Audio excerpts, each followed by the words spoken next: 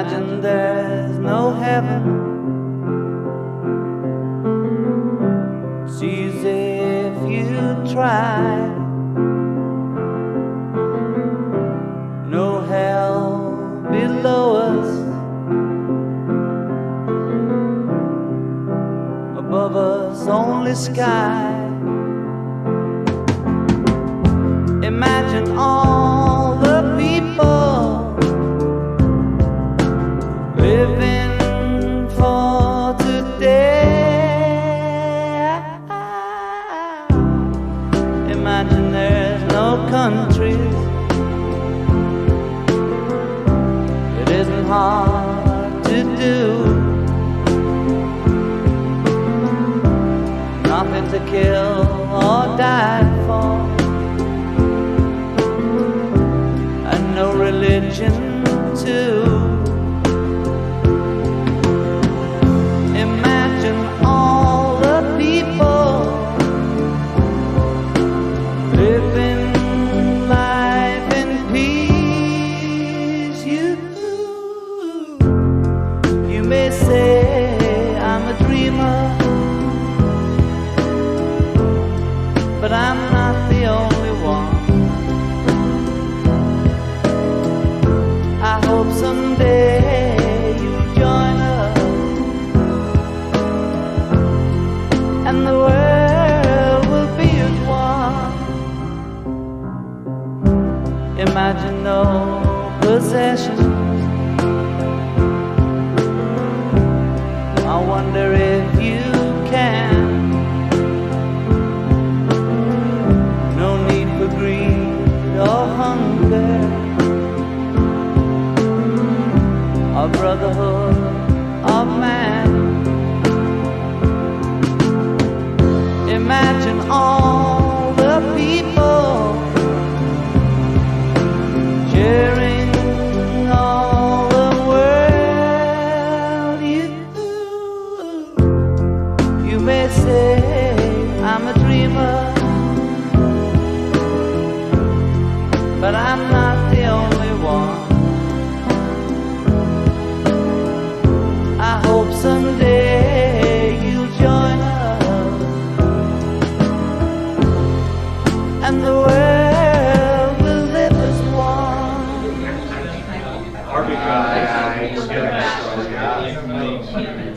If it's okay with everyone, we'd like to get this started. There's people that are expecting it to take off at 2 o'clock. You know, if everybody could just...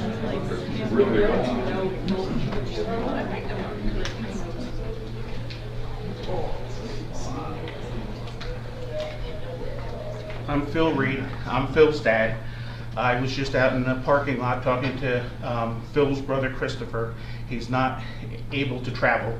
He came down with COVID, and he just retested positive, so he really regrets his inability to be here.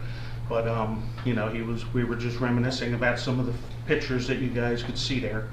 The one with the bird cage was, and last night when he laid his head down, that's what he was thinking of. And he asked about that picture, and said, I haven't seen it in 20-something years, and I said, it's really funny. And that's Christopher there, me, and as I call him, PJ.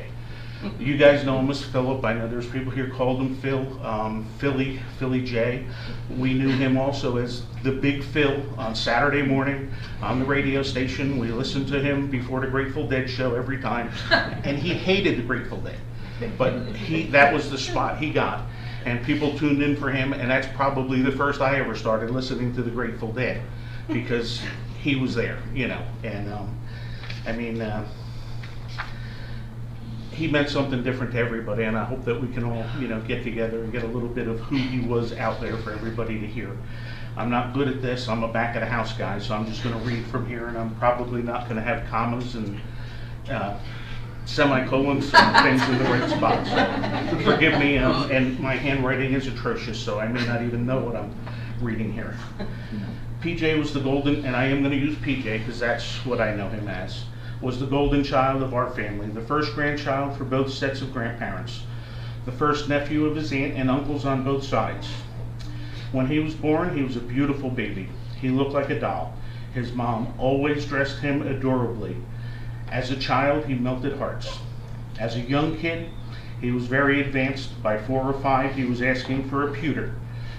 That's what he called a computer. By 9 or 10, he had a well-defined moral compass. To PJ, the world was black and white. There are no gray areas. He clearly defined right and wrong, even at that age. As a preteen, we called him Alex P. Keaton. He was a mature and serious personality. His mom and I always believed he was the most serious and mature member of our family, much more than his parents were. At that time, his goal in life was to attend Princeton University.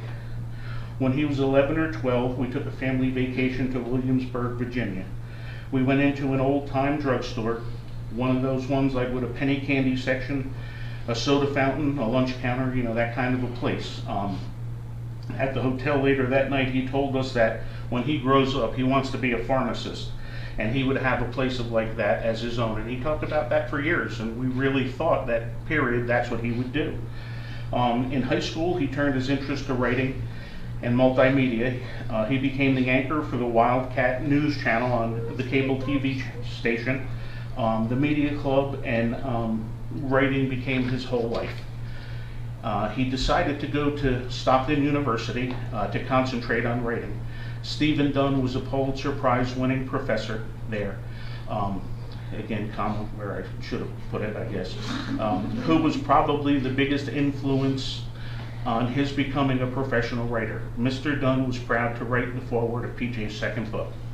PJ was always a hard worker. He worked 2 or 3 jobs at a time to allow himself to progress towards becoming a professional writer. Of course, I gave him the wrong advice. Like Aunt Mimi told John Lennon, the guitars are right, John, but you'll never make a living by it. Of course, he proved me wrong. He set out in his life to become a writer. And through sheer determination, hard work, sacrifice of countless hours of input, he accomplished his goal, making his living as a writer, as well as his life's work through writing and personal effort to create a better, kinder world. PJ helped many of you through hard times. He was generous of his time. He was empathetic, always an ear to listen. His work with the Trevor Project was just one example of his selflessness.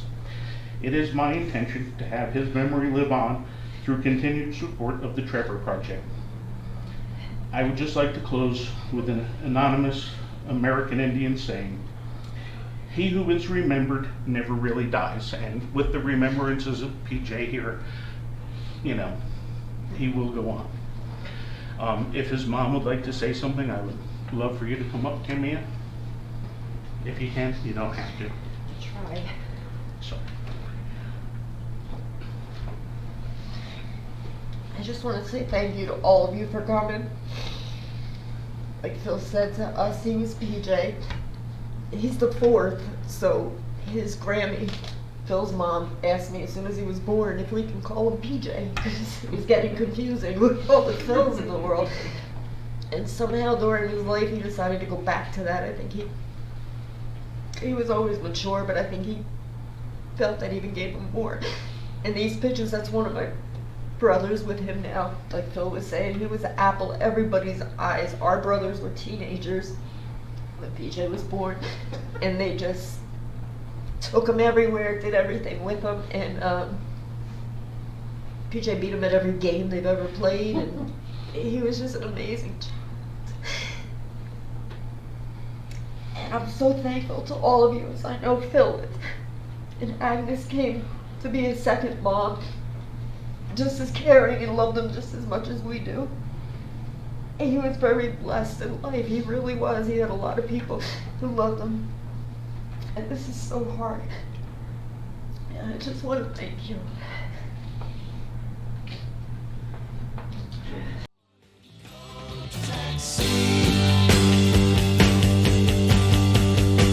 Done it before, do it again. No from experience, it's not in vain. She's the best I've had, I cannot see what someone else can do to me. It's a long way home, but love's so warm, you'll see.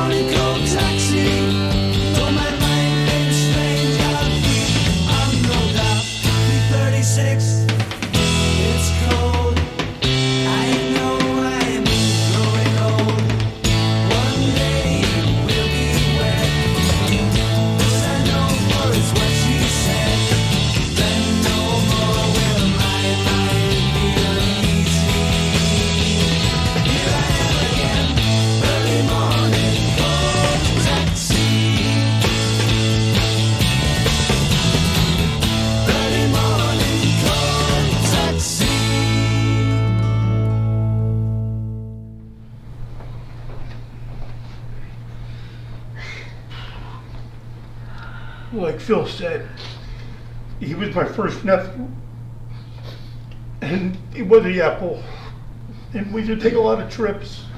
But I will share this. I'm sitting up here, I've listened to all the comments in the back, and I knew him as PJ.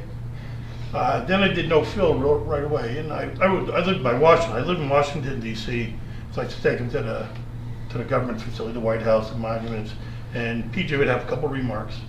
And then we go to lunch, and he would tell me we'd have a couple more remarks. So one day I got the bright idea to take my 3 nephews to Hooters. So, I know, I'm sorry, Phil. So we're in Hooters, and we're sitting there, and I had Christopher and my nephew Charlie and PJ were sitting there, and Christopher and Charlie on one side, and PJ was in a booth, and a pretty waitress came by serving us, and Christopher and Charlie are looking at her, and PJ's looking at her, and she's trying to do the waitress thing and, you know, flirtatious with the teenagers. So she sits down next to him, and she kind of touches his thigh, like, you know, how you doing? What would you like to eat? And he was so appalled. And I'm like, PJ, what's going on? He goes, well, what gives her the right to sit down next to me when I'm trying to have my lunch? If I wanted her, I'd invite her. And I'm like, oh my goodness. And I didn't know what to say. She didn't look at me, and I didn't know what to say. And then she come back and she played it off, and I said, you all right? She goes, no, that's not right. Yeah, I'm here to eat my food. I'm not here to, but that's, like I said, you know, but thanks again for coming. I enjoyed the comments. Absolutely. Thank you, Frank. I appreciate you coming. We'd just like to open this up. It's informal. We're not wearing tuxedos here. Anybody would, you know, please, you know, we want to start with the family so you can see the progression, and anybody that has anything, you know, funny, rude. I mean, he's certainly been known to, you know, not turn the other cheek. You know, feel free, you know, pick between yourselves, you know. Whoever doesn't want to go first, not a problem. Thank good the administrator isn't here.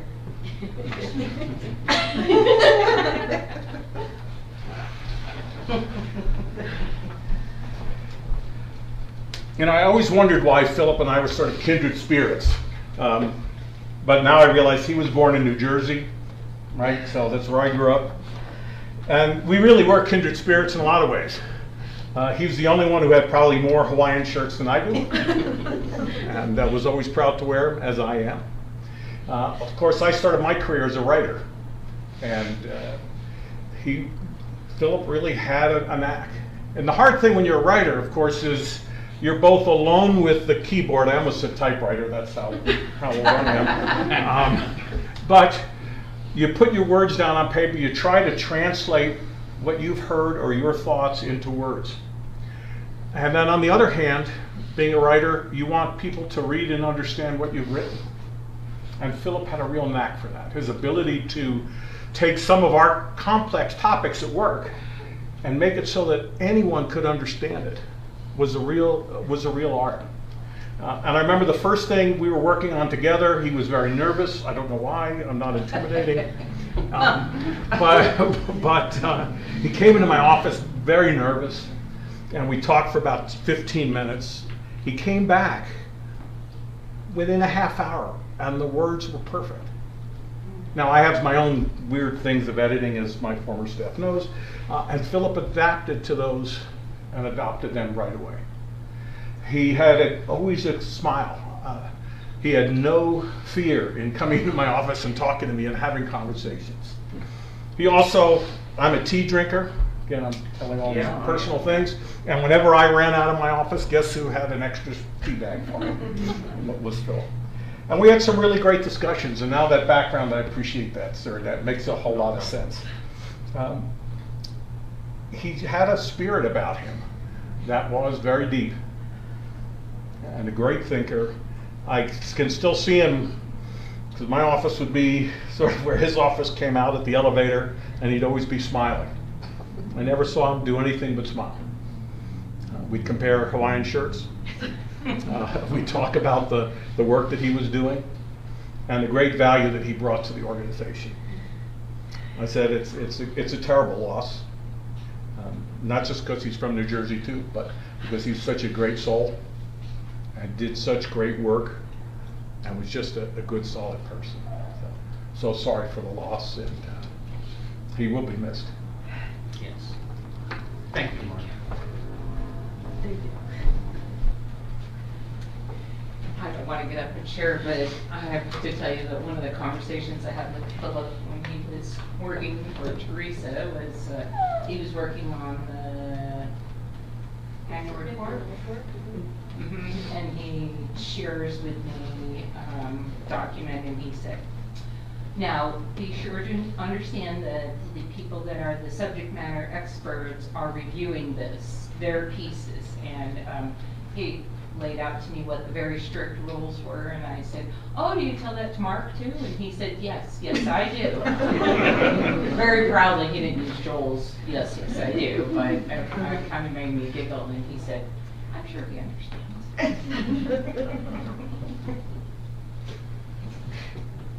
And again, this is informal. Anybody can just yell out. Nobody has to. Please don't trample anybody getting out there. All right, then I'll do it. Thank you. My name's Paul.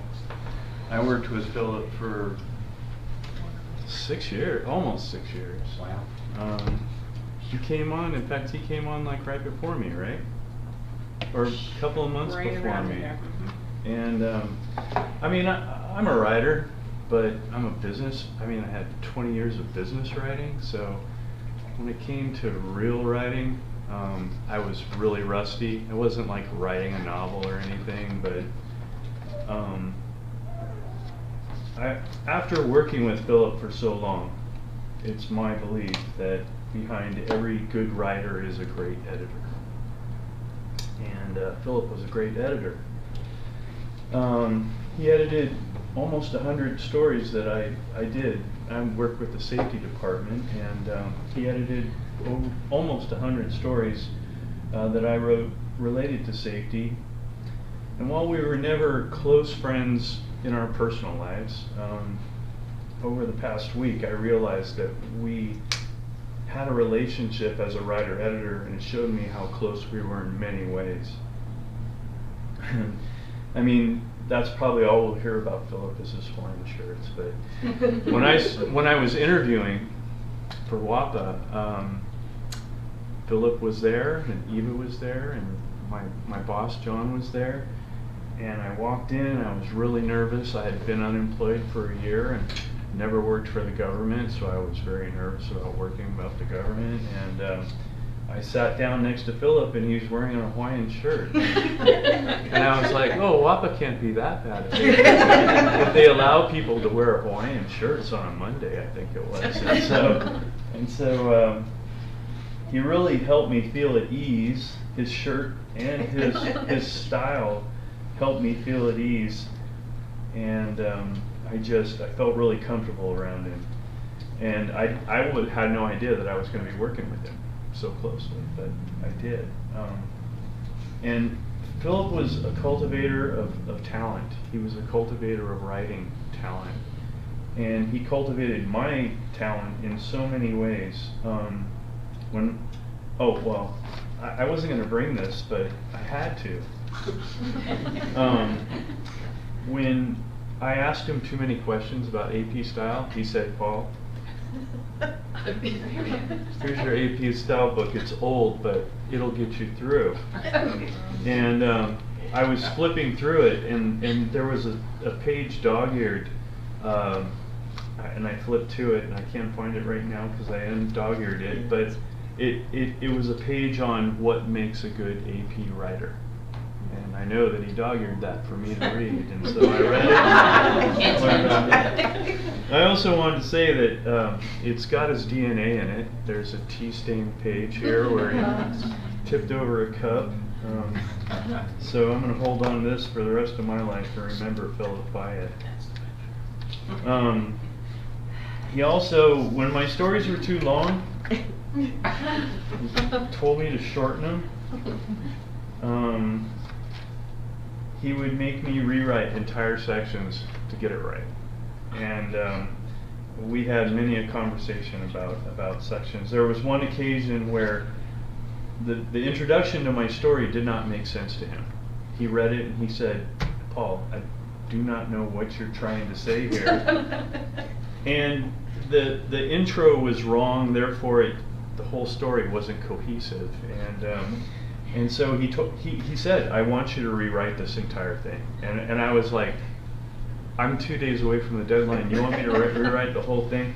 And I went home that night. I thought about the story. I thought about what I was trying to say. I was really frustrated because I wasn't communicating what I wanted to say, and he was telling me that. And so I rethought it, and I rewrote the intro, and I rearranged some things, and all of a sudden it made sense. And the story made sense after it, and I took it to him, and I said, "I haven't rewritten the whole story. I've only rewritten the beginning." And he said, "You got it. See? Now I get what you're trying to say." And he accepted the story, which was really cool because I didn't want to rewrite it. He always pushed me to make my writing better. And Philip and I had a lot of conversations about work and writing and everything, reading. He loved to read. And I once told him that I had just finished a 25-page short story from a first-person perspective. And we talked about first person, second person, third person perspective. And he said to me, he said, "I'm going to challenge you to do something." And I said, "What?" He says, I'm going to challenge you as a writing exercise, just as an exercise, to rewrite your story in third person." And I went home, and that weekend I started to do it. And the story grew to 150 pages, and it's still growing. So it was something that he suggested to me that was really interesting, and it worked. It opened up all these doors to the story that I was telling. And the last thing I'm going to talk about is deadlines. Philip was all about deadlines. There were many times when I would hint about a deadline extension, like, "I'm having a hard time with this story," and he'd always hint back to me that deadlines were deadlines, and you meet your deadline. And on one occasion, I was a day late on my deadline, and I didn't say anything to him. I thought for sure he'll just let me slide on this, right? I stayed late at work and finished my story, and I emailed it to him, and I told him how much I struggled with it. I even thanked him for his patience. "Thanks for your patience. Here's the story." And the next morning he rejected it. It took me 2 weeks to write the story, and he rejected it. And he just said, "Look, I work with a lot of people, and if I give you an extension on your deadline, I got to give it to someone else, and this is the way it goes." So I missed the deadline, and my boss was a little upset with me because my story didn't get printed. But I learned a lesson that day about deadlines, and I never missed a deadline at Phillips again. And that was until last Friday. There was an electronic thank you farewell card online, and I knew that Philip's last day was Friday, and I was like, "Oh, I got to sign that card." And I went online, and I missed the deadline. And I was a little bothered by it, but I thought, I'll call him on Teams, and I'll tell him what I want to say. And I looked on the Teams system, and I noticed that he wasn't in, and it was his last day. And I was like, well, I hope I can catch him, but just in case, I'll send him an email. And I started to type the email. It was a very short one. It just said, "I'm probably too late. I missed the deadline for signing your card. Imagine that. Good luck in your future. I'm a better writer because you're a great editor."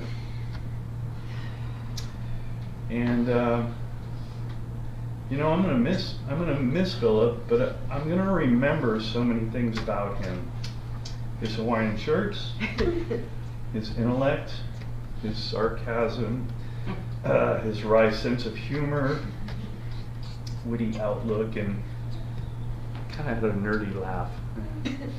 But I'll always remember that. His patience with my mistakenly hyphenated words and run-on sentences. his appreciation for Thomas Pynchon and Kurt Vonnegut,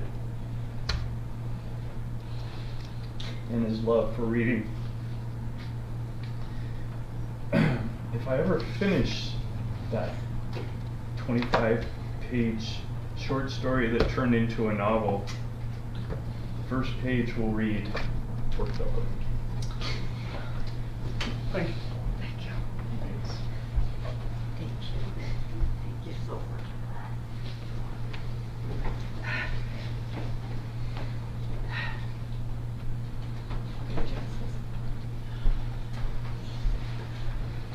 Everyone, it's so great seeing all of you here. I mean, this is pretty much the crew here, and I mean, I think that you said it best, sir, that pretty much Philip brought everybody together. I worked with Philip for I think 4 years. I mean, maybe it was 3, whatever it was. I mean, it felt like a really long time because that just the lasting impression that he had. So my wife and I worked with on the book with him that he did for Boss Fights. So him and I our like little thing that we used to talk about together was our love for video games and like old crappy movies and all that kind of stuff. And you know, I was on the drive here. It's like I was stopped at the light and just kind of swiping through our old texts and seeing all of the old like movies posters and stuff we were sending to each other and just the things that we were saying. And so when he, like, we were talking about video games and he said that, hey, you know, don't tell anybody, but I may be able to have an opportunity to write my first book. And so I was like, oh, that's really cool. What's it on? And he said it was on Resident Evil. And so essentially that we would just sit down and just kind of talk about like what he could write in this book and all the different things. And so I was like, hey, what's really interesting about this is that the perception of fear, you know, that the whole video game is based off fear, but it's like, how are we scared when you know that it's behind a television, you're not really going to get hurt? And he was like, oh, that's a great idea. And I was like, my wife is a psychologist, maybe you could sit down and interview her. And that became one of the chapters in his book, was that talking about the perception of fear when there is no fear. And and then he came up to me later and he said, hey, you know, I really like your photos, because I was the photographer, videographer over at WAPA. And he was like, would you mind taking my book photos, my author photos? And I was like, man, you know it's going to have to be black and white with you doing one of these. So these are our photos here that we ended up taking at the local library just down the street. And I mean, like you said, sir, it just kind of captured his essence. It's, you know. It really did. Thank you. Thank you. Like, I mean, we just sit down and I was like, hey, just, you know, do what you would do in the library. And I think it was that picture, like you just looked up and I took that picture. And then it's, you know, go out in the parking lot and go take some pictures. And I was like, hey, look like a tough guy standing in some books. You know? So, but I gotta say that, I mean, I'd worked in PR for years, but I would never call myself a writer. And, you know, Philip would always, like build me up, because I was like, I identify as like a photographer, videographer, and he's like, Travis, you're a writer. And I was like, he would work with me on pretty much everything. And I mean, it's like everything that we would go through, you know, he would help me with stories, we'd bounce ideas off of each other. And I think that it kind of, the amalgamation came when so Teresa Marks sent me out to the car fire over in California. I sat down and I wrote, and I was like, I'm gonna make Philip proud. Like, I want to do something really, really big. And so I ended up writing like 15,000 words or something. That for word counters, that's a lot.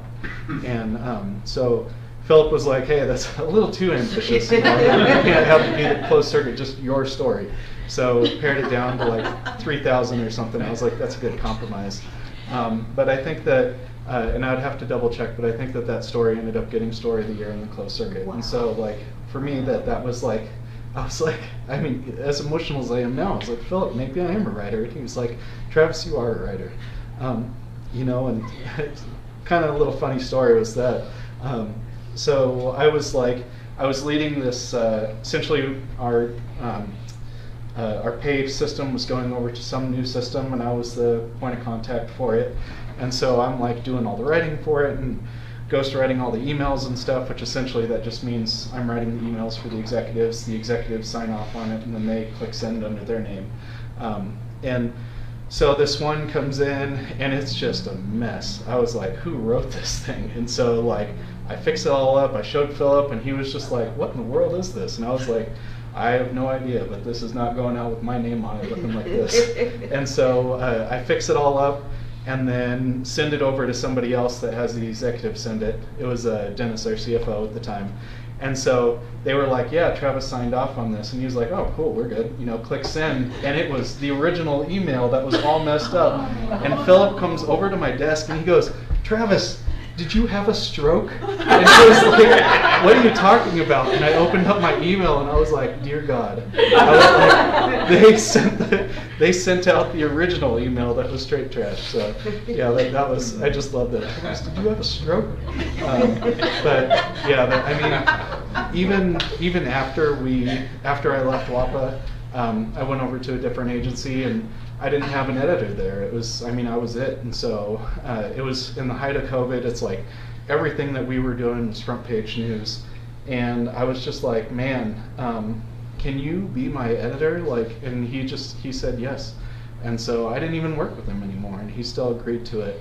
And that story ended up making it on the front page of Business Insider. And so that's a huge point on my resume, and that I always think that stuff to Phil, you know, that he would always help out. And so when I got the call that what had happened, I mean, I don't think I had cried in like 20 years, and I left a voicemail on Leah, and I was a complete mess. I really hope you delete that, because I don't want that being held against me. I was just like, Leah, I love you, I love your kids, I love everybody. So I had just texted Phil on Monday. It showed that he read it, but he never responded. And so I'll read the last text that I sent to him. That right after I got the call, I said, I don't know if I'm going to be able to do this. I said, hey Philip, I know you won't be able to see this. I heard what happened today, but if you can read this in the afterlife, or if any of your family can see this, just want to let you know that you were loved. I always looked up to you, and I thought of you as a great friend. My life is better for knowing you.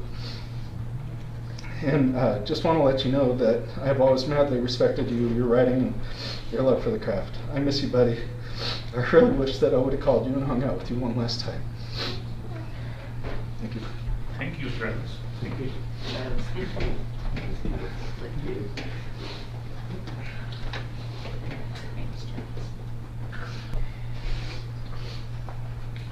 Hi everyone.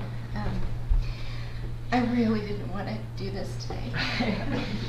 None of us did. Yeah. So, but I want to thank you all for coming, and Phil and Agnes, I want to thank you for having this, so that Philip's connections and coworkers in Colorado could get a chance to say goodbye and share with you what an incredible person he was to all of us. Philip was the type of person who makes everybody around him better, and we need more people like that in this world. And he was under the radar, is seemingly under the radar, but he was so perfect in such an overt way. It was a very beautiful thing, and we all love Philip, and that's why we're here. And thank you. I'm grateful for the time that we have had with him.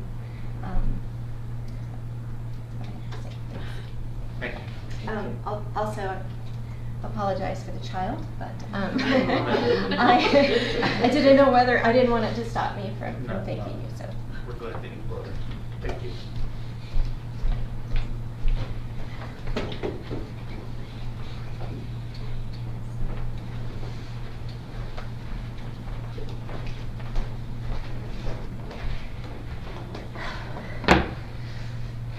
Hello everyone. Apologies because I didn't plan to say anything today. So, things I know about Philip. So, I'm his department secretary, and I have had the misfortune of knowing him maybe the least amount of time. But in that time, he had the driest, quickest wit of anybody you would ever know. We talked a lot about horror movies and games. He talked a lot about his work with Triple Jump. And he was always someone that I deeply respected and admired and looked up to. He was just really great about guiding people in their careers. And for me, he offered to let me write stories just because he knew it would be a good boost for me and my career and my confidence. And he, multiple times, was just like, you're a good writer. And I remember one time he yelled at me a little bit because he was like, just take the compliment. Just take it. Did not accept my attempt to be humble. But he made me feel welcome from day one, and I always really appreciated that. And he even sent me like a little note at work or whatever for like Halloween. It was just like, welcome to the team, stay forever. And I want to read something that I saw that he and I talked about one time, just briefly, because we had the opportunity to talk about grief. And he had said something like, yeah, we end up carrying a lot of grief around. Not that that's a bad thing, but yeah, you really do feel it for a long time. And Lord knows we could use more good people in the world right now. And that's all I have to say. Thank you. Thank you so much.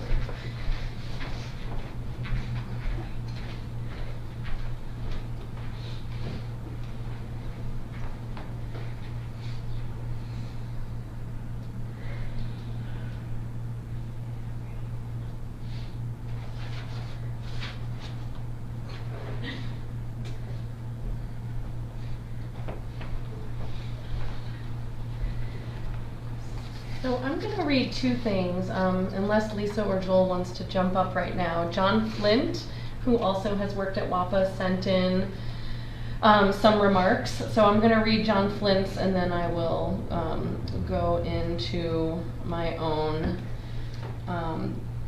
John Flint's deeply intelligent and also a very skilled writer, so of course they connected and had lots.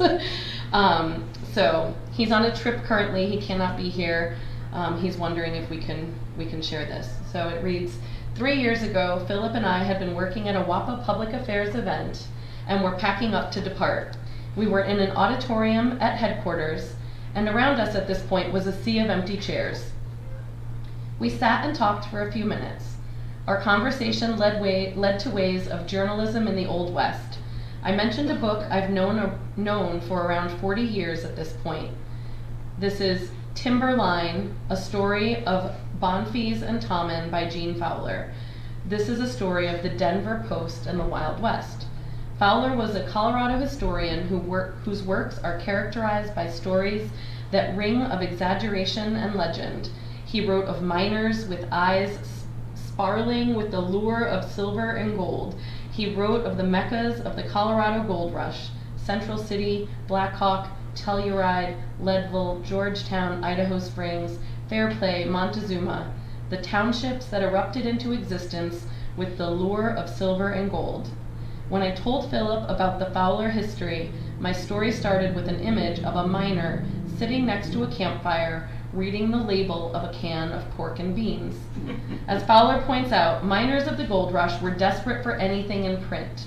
This included even the labels of canned goods, which would be passed around the campfire like precious gems to be devoured in print with as much satisfaction as was brought by the grub the cans contained. Philip's eyes sparkled. I had seen that sparkle before. It was there whenever Philip heard what he regarded as a good story. That, I felt, was something we shared in our experience of journalism. We talked about this. A good story brings a passage of life to a closure. Meaning resonates from the retelling. Philip had a wonderful talent for hearing, writing, and helping others tell such stories. The time of Timberline was a time of creation, or literally reaching the top.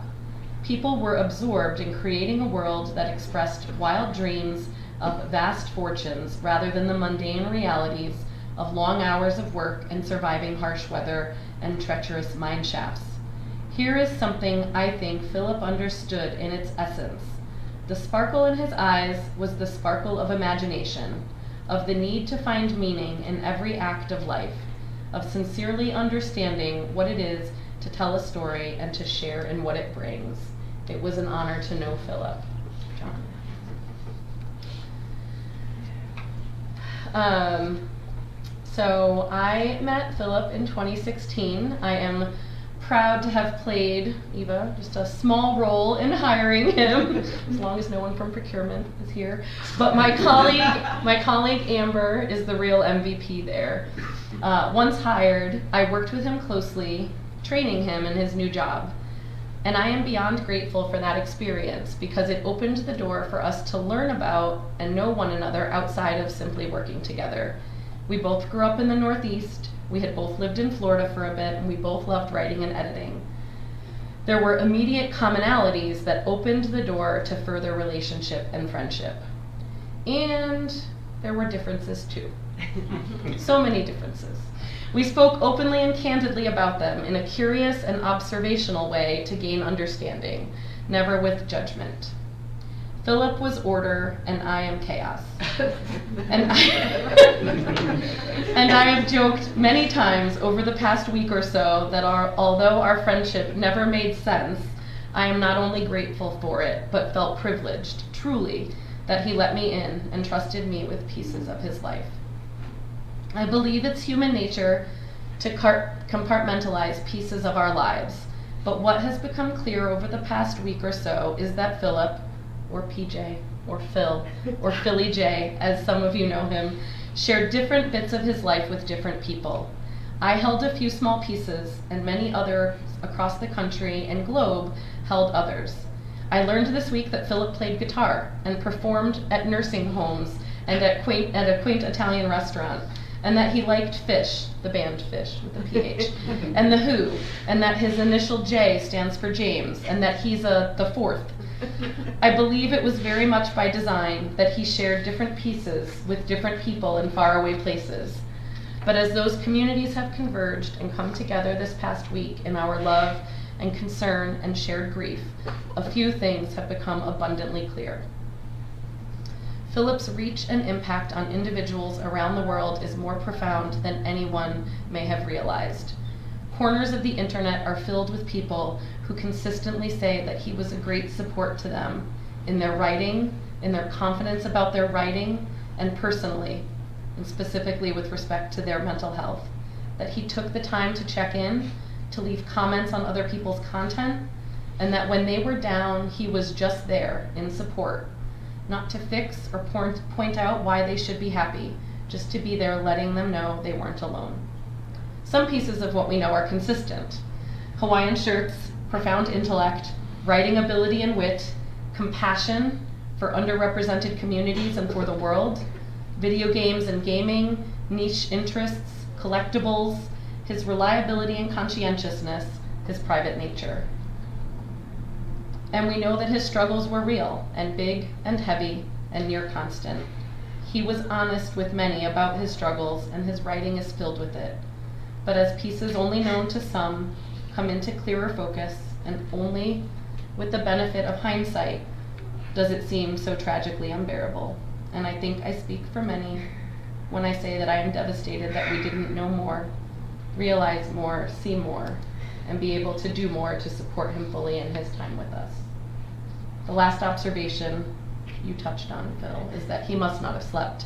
I say this half in jest. Philip had a full-time job, his personal blog, Noiseless Chatter, which required the watching of many episodes and the playing of many games and weekly essays, his work with Triple Jump, his many book ideas, and the research they required, all of the relationships he sustained. I cherish the few times I got to spend with Philip outside the office. We took an adventure to the Amazon treasure truck. We duck out of the office. It may have been longer than a 30-minute lunch. I don't know. I have never been more nervous having a passenger in my car. I was sure that my driving would send him diving out the passenger door. We attended a Schitt's Creek event at the Denver Center for the Performing Arts and a small housewarming party at his condo that he likely did not want, but he allowed us to show up. Philip and I spent hours, dozens of hours, discussing grammar and style and editing. He taught me about the concept of the uncanny valley and the word verisimilitude. I had never seen the word. I did not believe it was a real word.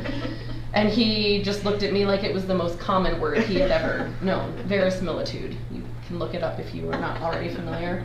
I specifically recall numerous discussions on the future of conditional tense. Philip had an irrational fear and dislike of octopi. Of course, I exploited that fear and harassed him via text with photos of various octopus sculptures, light fixtures, and pieces of art.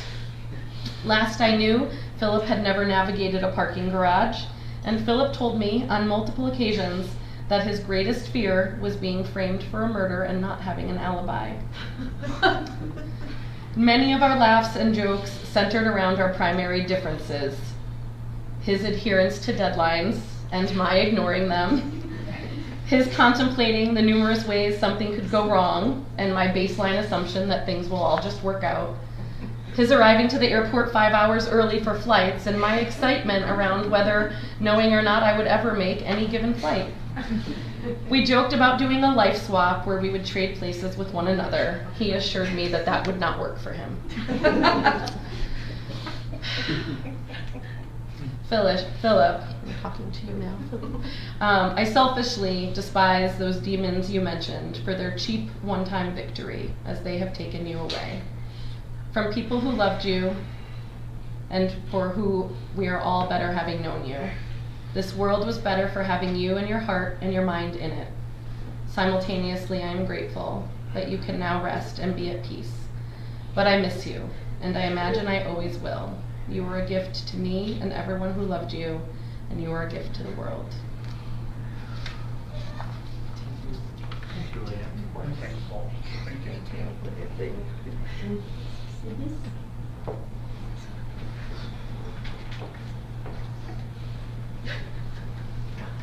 I know that was really hard to follow up, but somebody has to be next. Who's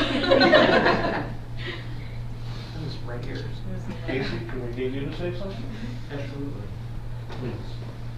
Well, mine's a little long, so if anybody wants to go first. Anybody got like a 30-second one?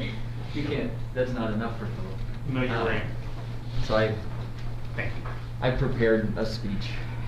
My name's Casey Robertson. I was one of Philip's friends, and he was a friend to me. And you know what? This is my actual speech.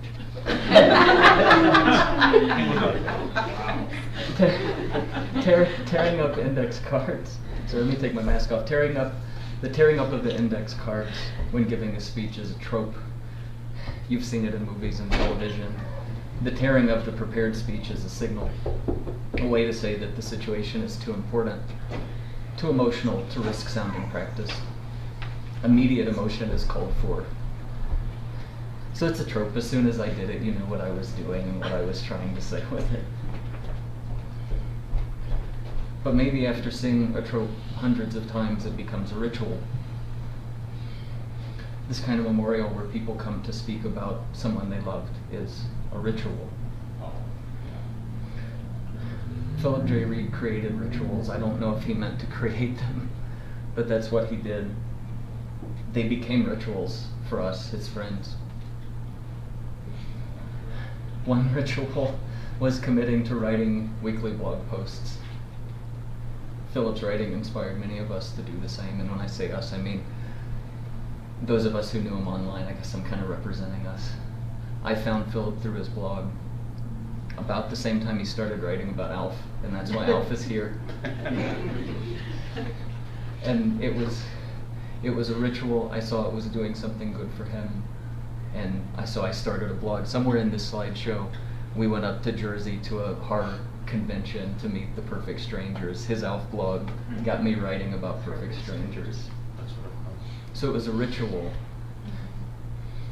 And rituals could also be running jokes. One that Philip came up with was, here's a little giggle for your Monday morning. And he would send you this message, never on a Monday morning. And with it would be just whatever silly, stupid image he had found somewhere, somebody's bad attempt at a joke. But when you got that message, you knew that he had seen something that made him think of you. That he knew you needed to see it and enjoy it because it was a ritual. It was a way for him to say I love you to his friends.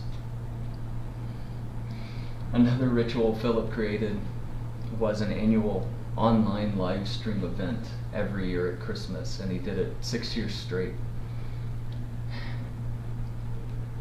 What he would do for like 5 hours, he would just show these bad, and I mean awful, old episodes. It's Christmas episodes of sitcoms, like Family Ties, with Alex P. Keaton, or The Partridge Family, and Alf. There were way too many Alfs, and he made us watch all of them. And for 5 hours every year about Christmas, we would all come together. It was a space that he created for us. That was, I think, from the first year, from his hosting segment. It was there for anybody who needed it. And we all needed it, and we all found each other through Philip. I needed it.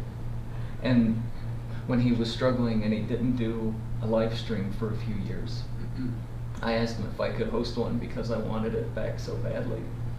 And he let me host it.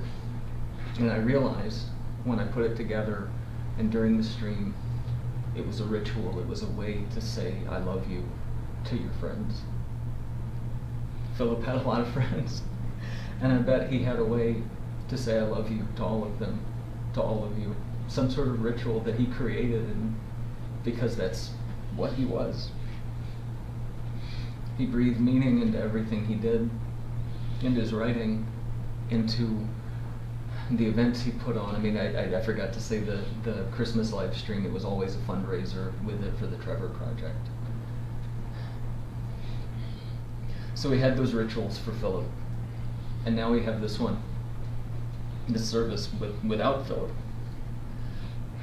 I hear people say that this kind of ritual is for the people who are still alive, that it's for the living, it's not for the deceased. So we can have calm and we can have hope. I don't think any of us knew all of Philip's life. Given how much he did and how much he wrote, I don't think anybody could have. Each of us has a part of Philip that he gave to us. My friend Philip is not here. The only place he is in all of us, so he is here. So this ritual is for us. We have the chance to put him back together, to share him with each other, to come away with this where we'll all have more of Philip. I know that so many of us wish we could have done anything to take his pain away, to ease it. Because we knew he was hurting, and he's not hurting now. And that frees us up to share him and to celebrate him. It's a ritual for him. It's a way for us to say I love you to our friend. And so I have a lot of messages of love from Philip's friends that he knew online. The first one I'm going to do is a song from a fellow friend that I only know because I know Philip. It's a song from Adam Lore. It's called Song at the Funeral. Let me make sure this is unmuted.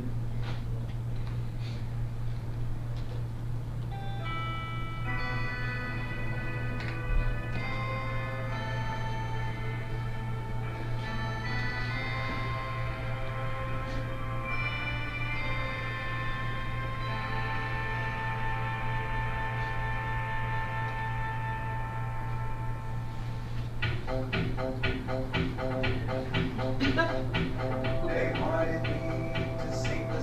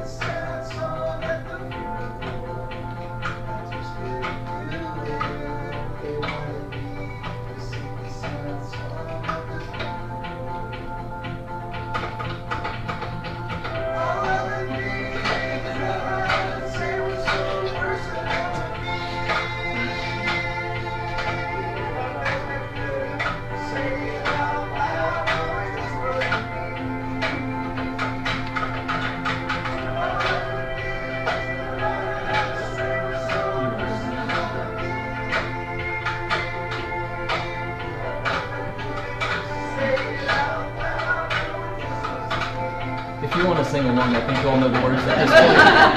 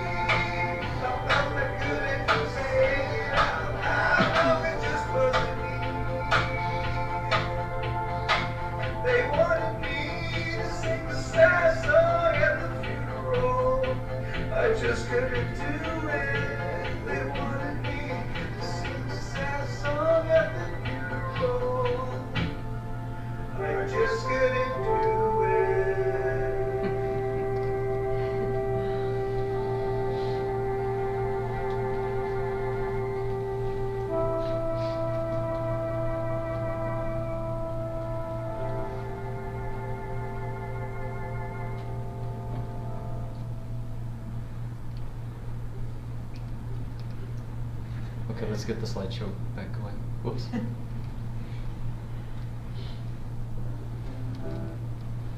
Okay, so that was from Adam. This is a message, and I told you this was long. This is from Matthew. Phil changed my life. I wouldn't be where I am today without him. From Jeff. I really valued his opinion just because of his own prodigious talent. From Amanda. Years ago, I was telling Philip I felt no reason to keep going because I felt so worthless. I mean, I was in such a dark place, I really felt no way out. He stayed up with me on the phone until the sun came up. I hope he feels all of our love wherever he is. From Adam E., a different Adam. I only talked to Philip a handful of times and never met him in real life, but he sent such kind and encouraging messages. And every time I caught up on his videos, the blog, or his book, it always just cheered me up so much, especially on the really bad days. Phil was always so kind and encouraging to me. His writing and his videos always cheered me up. One Christmas bash, in particular, brought me out of a really tough time. I think he really wanted to do that with his work, helping others, and I'm incredibly grateful to have known him. From Ian. I owe so many of my friendships to Philip. Like many others, I discovered his writing online, and I got drawn in immediately. So much of how Philip wrote just naturally became part of my lexicon. He was a being of pure pop. I found myself in a few groups of creative writers with Philip, and he was so witty. When I contributed to those groups, if I can confess, where's the end of that one? It was only to an audience of one. Getting a compliment from Phil meant that I knew that I had done something special. The times he responded to what I wrote in a positive manner are treasures that I still carry with me. From Gabe and Mike from Boss Fight Books. We edited and published Philip's book, Resident Evil, in 2020. Philip had such a natural conversational writing style and could find depth in even the most shallow-seeming subject. He loved exploring B-movies, junk TV, and deeply flawed video games. Philip saw art was an essential vehicle for coping, growth, and survival. Once writing that while we share a lot of opinions, we often have trouble articulating the psychological, emotional, visceral response we have to those rare pieces of media that shape who we are, that reconfigure our worldviews, that begin with us seeing life in one way and end with us never seeing anything the same way again. For Philip, reading, writing, and connecting with others was so often one and the same. Those intertwined passions brought him deeper into our publishing crew and cemented our friendship with him. We are so glad to call him our friend, and we will miss him dearly. From Vivian, the Christmas shows were one of my favorite times. In a world where autism, depression, and social anxiety makes communication difficult, it was so cathartic how easy it was to make fun of the Teenage Mutant Ninja Turtles Christmas special with a bunch of people who I didn't know super well at the time. From Dan. Philip and I had so much in common when it came to taste in games, media, and just general views. While we were never close, he really felt like a younger brother to me in so many ways. I'm kind of pissed at the universe right now. From Sean Green. Philip was a brilliant comedic mind and a kind soul. He will be missed. From Sarah. Quite a few things that I'm interested in, science, philosophy, psychology, linguistics, art, are horribly gate-kept, and that's so frustrating. Conversations with Phil on those kinds of things felt genuine and encouraged curiosity. The man was a PBS documentary in a loud Hawaiian shirt. From JP. And Phil was so fucking incredible at making me feel like I was always wanted or worth something just because of who I was. What Phil wanted to do was ease the pain in people he saw that hurt the same way he did. He didn't just say, "I'm sorry." He understood. He listened to you in a way not a lot of people do. I started a blog, this is still JP speaking, I started a blog with his encouragement, and he would comment on the posts I made nearly every week. It was such a huge thing and made me feel so much less like I was speaking into the ether. That was Phil though. He knew how it felt to speak out and not know if anyone is listening. From the Triple Jump team, which is an online video game review YouTube channel that he wrote for. Philip was a truly fantastic man. Aside from being a gifted writer, he was also one of the kindest people, so full of love for anyone he knew. The world has truly lost an incredibly positive, caring, funny, and intelligent person in Philip. A man completely irreplaceable, both in and out of work. Philip entertained millions worldwide with his work. His wit, humor, and insight were incomparable. It was an honor and a privilege to give them a voice. Love you, buddy. We'll hold you in our thoughts every day. And from Darby, who is in the UK. Philip was the most wonderful partner I could have asked for, and just as good a friend. He changed my life in ways I can't even begin to put into words. He'd no doubt do a better job of it than I ever could. He made me feel as though I was worthy of the incredible love and care he gave me. No matter what he was facing, every single day, he was there for me in a way no one else was. He is my hero, and a piece of my heart will stay with him forever. And those were the messages from his friends, and from me. I'll say, I wanted to be more like Philip. He was doing good things, he was writing and being funny and carving out safe spaces for people like himself, for people like his friends, for people like me. Phil is the funniest person I know, and he made me laugh so much that I wanted to do the same for him. Jokes are a way to say I love you to your friends. I hope that you will all keep finding new ways to say I love you to your friends. And the only place Philip is now is in you. Please keep my friends safe. And I was trying to think of one more joke to give Philip. One more way I could just one-up a trope. So I figured the tearing of the index cards was a good trope to riff on. So, Leah, could you please bring those cue cards up here? Philip, this is a little giggle for your Monday morning. Thank you. Thank you, Casey.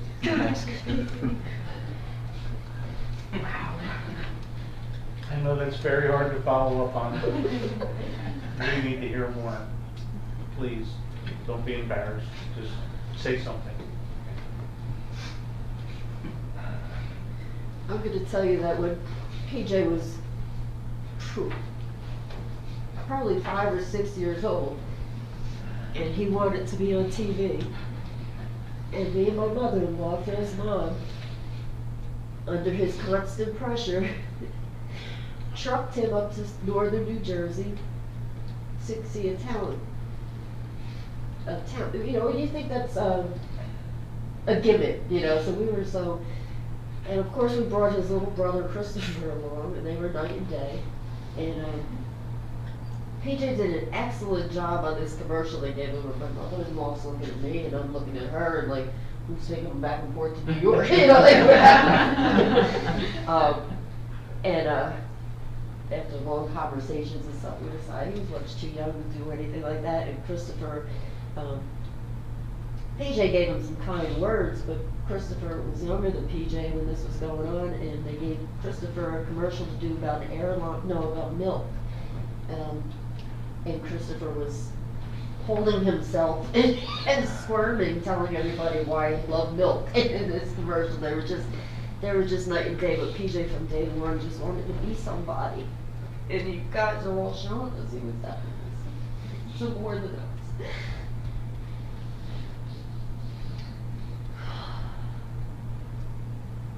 Nobody?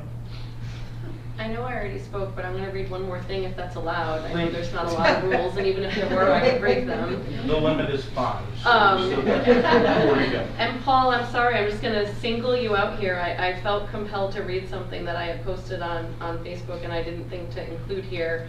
And I wrote, the highest compliment Philip ever gave me was accepting my late content. Sorry. Philip was a man who believed that deadlines were actual things to be respected. I find them to be casual suggestions. Now and then he held firm boundaries with me, which I did respect, but sometimes he would accept my late content, and I just loved that.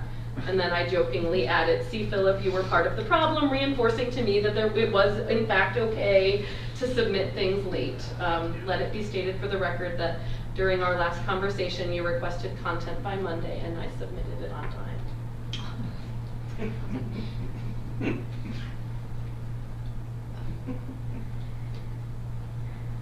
I would like to say something. Please. I met Philip out at Papa, but we bonded because I am an author and I was published before he was, so we have a lot in common because of that. And listening to everyone's stories, as creative types, or at least me, I pull from my real life, and so one of the things that I wanted to do was dedicate one of the books to Philip, but also make a character in his honor. And the character will probably wear Hawaiian shirts. In my young adult dystopian fiction novels, he will probably be an octopus with tentacles that I named Jucifer. But if he is one of the main characters in my romance novels, I will probably have the other character that he ends up with work as a waitress at Hooters. But in the books, he will live forever, he will never die, nothing bad will happen to him. Thank you. Thank you.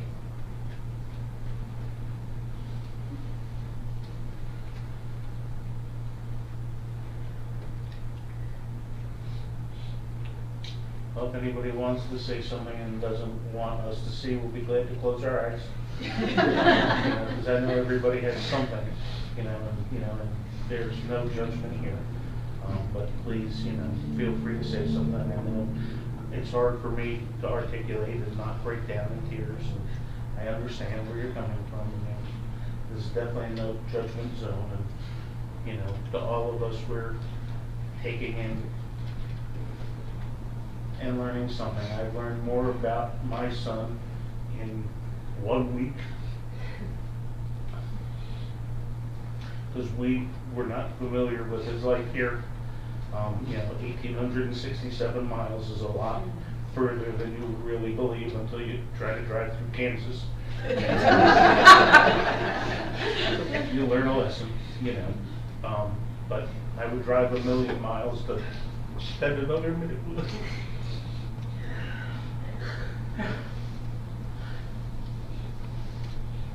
And unfortunately, I think that Philip got, for me, his shyness of public speaking. He was a behind-the-scenes guy, as I am, and if I can do it, you guys can do it too. And I promise, we will turn the other way and close our eyes and just listen. Thank you. Share. Thank you.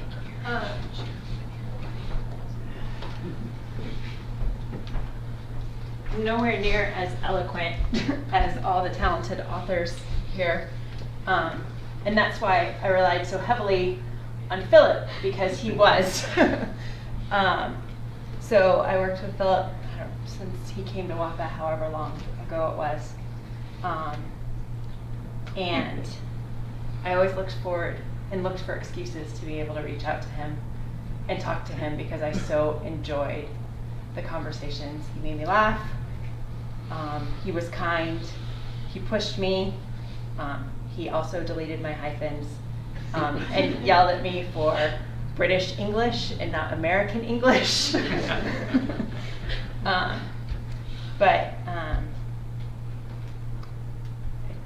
He brought joy to my life at work, and I will always appreciate that. Great. Thank you. Thank you. Thank you. You can talk. We're all looking the other way.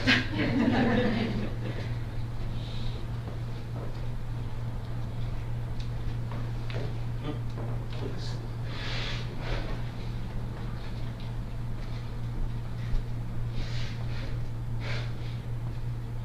Thank you so much for putting this together. No problem. We're glad that we Yes. could do it. So I didn't work in Philip's group, and I'm probably one of the more polar opposites of him. I'm an engineer, and my idea of a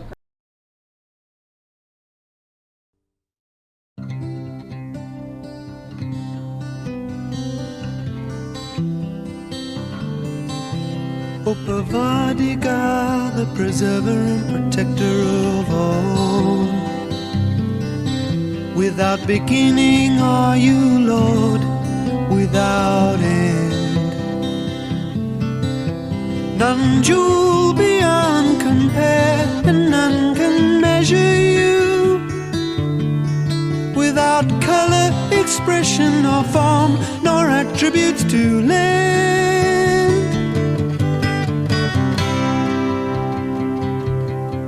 You are unlimited and uncompounded, imperishable beyond conception by our minds.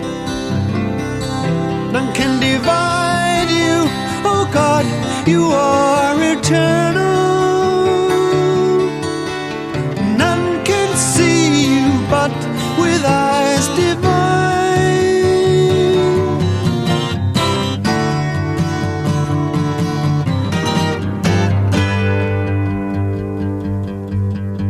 You always were, you always are, and always will be.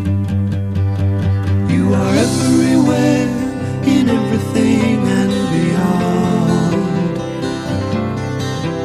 In the firmament above and in the deep. On all the seven plains and farther on. In all that's hidden to our eyes, in all we see.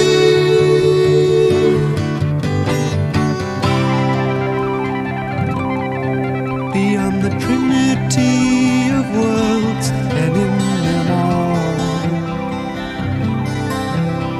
You cannot be perceived, on no one shall depend. Oh, Pavadi God, preserve, protect us all.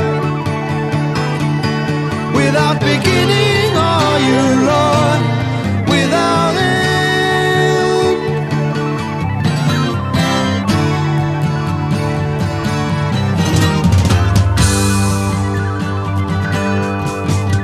You always were, you always are, and always will be. You are the creator, the Lord of lords, the knower of our minds and hearts. Omnipotent, omnipresent, from you we cower. You are knowledge, infinite bliss, infinite power.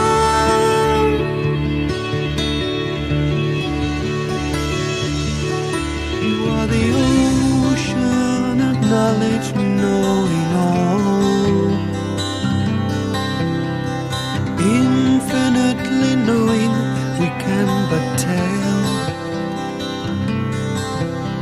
The knower of the past, the present and future, crowning even this, your knowledge itself.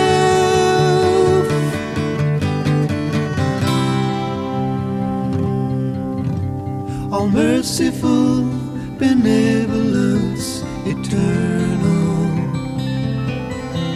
You're the Trinity of knowledge, truth, and bliss. You are the source of truth, the one with infinite attributes. You are the ocean of love we sorely miss.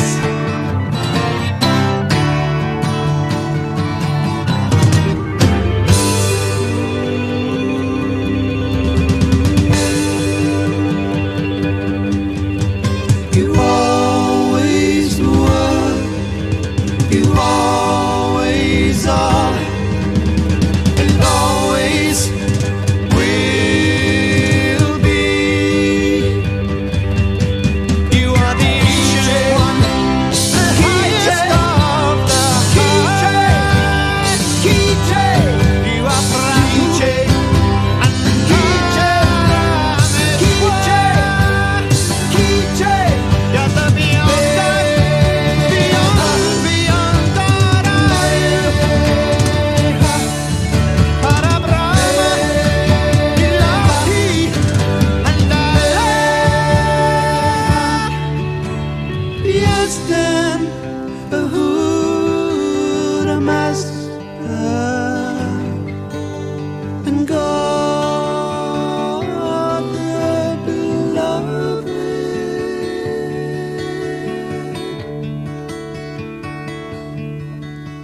Oh, Body God, the preserver and protector of all. Without beginning are you, Lord, without end. You are Nebizad, the only one worthy of worship. We sing the universal prayer to you, amen.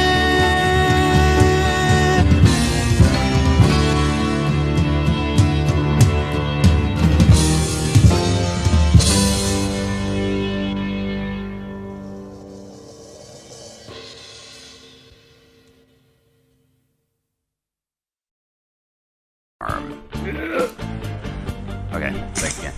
Bye, guys. Bye. Bye.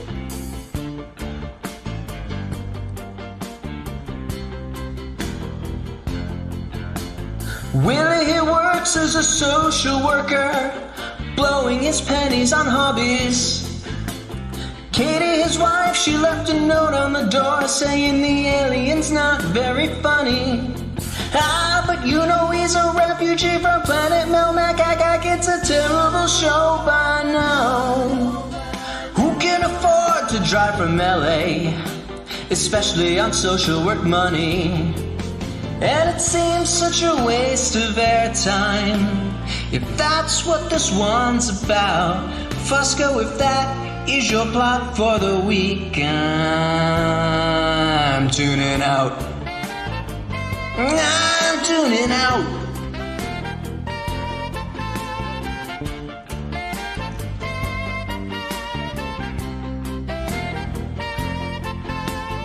Willie the Tanner is driving too far. It might not be worth the promotion. He yells at Mr. Acamonic just for wishing him luck, and insults his client's emotions. And he's turning tricks with hobos for some crack. Al should be cancelled by now. Of course you can't drive if you're smoking crack. That will soon be the least of his worries. And it's truly a waste of airtime, if that's what this one's about. Willie's conflict is he's driving too far. I'm tuning out. I'm tuning out.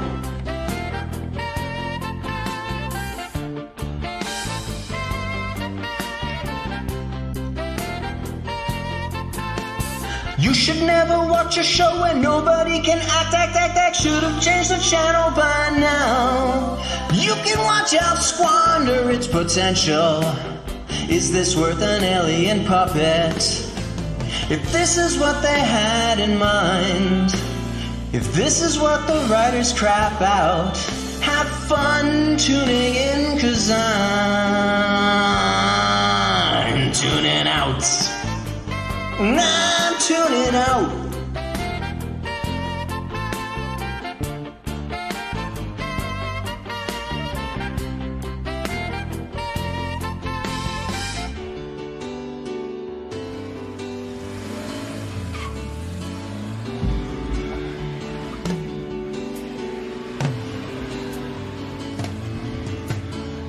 I'm tuning out.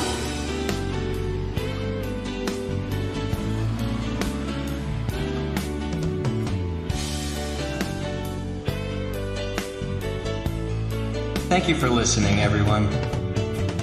Good night. God bless. And stay safe out there. Thank you for listening to my podcast.